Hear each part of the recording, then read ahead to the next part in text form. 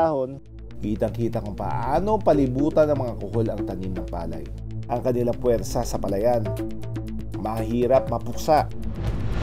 Lalo na't kayang mangitlog ng babaeng kuhol ng 500 piraso kada araw. Samantala sa Tayabas, Quezon, may hayop daw na kayang puksain ang sandamakmak na kuhol. Malakas ilong kumagat at kayang durugin ng mga kuhol ang ahas pagong. Paano siya nakakatulong? Paano nyo na-discover yan?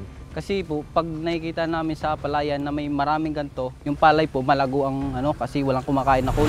Ang mga ahas pagong kabilang rin sa mga invasive species gaya ng kuhol.